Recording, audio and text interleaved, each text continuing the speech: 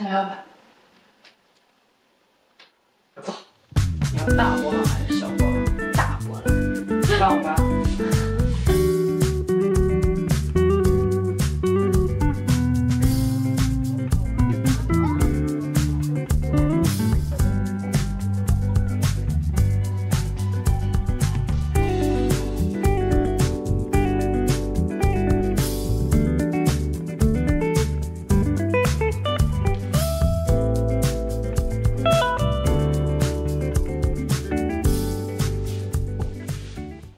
之前我们装饰这面墙的时候呢，这里面留了大概这样一段宽的距离，然后我们左右一合计，想要在这里做一个杂志架，然后摆几本书，这样谁躺在这儿沙发上的时候拿取就很方便。具体是谁呢？你，我，总公司鼓鼓吧。这个是我们今天在宜家买的一个杆子，然后具体它是干什么的呢？我先保个密，卖个关子，然后一会儿你就知道了。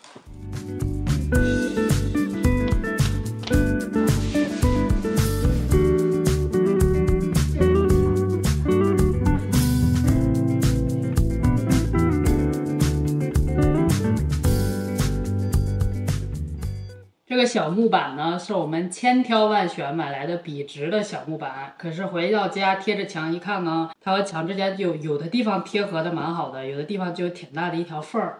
原因就是因为后面的石膏板不平，就是墙不平。但是就会有人说了，二把刀师傅就会写墙不平地不平的。不过这个是真的，你来看一下。解决办法嘞，就是拿一个小圆规，然后把墙上的这个波浪形给转移到这个木板上，然后把板子切一下就行了。我没有小圆规，我就拿这个小帽要画一下，意思是一样的。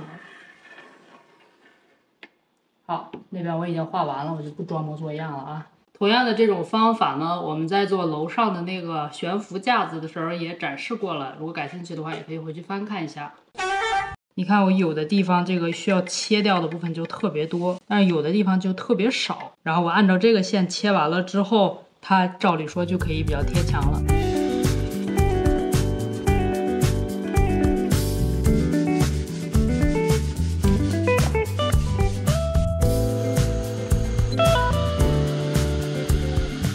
这个是我自己钉的一个小玩意儿，目的就是为了让我的钻头尽量的垂直于墙壁。至于它有多么有效呢，我们就拭目以待吧。这个钉子呢，两头都是螺纹，但是没有螺帽，一头会钉到墙里，然后一头会插进木板里，可以实现一个悬浮的架子，然后没有那种铁露在外面，就比较好看。同样的办法呢，我们在做我们那个氛围灯的时候也用过一次。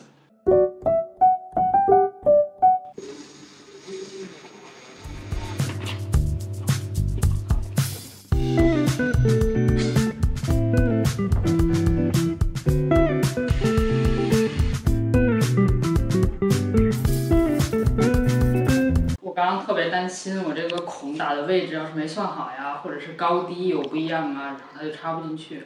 我刚刚试了，可以插进去。我们现在就把它装上去吧。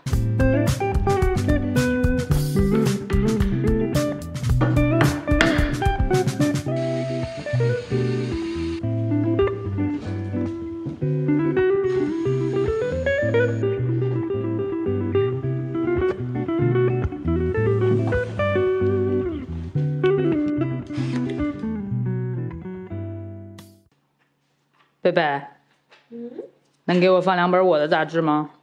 你们的杂志都不好看。OK。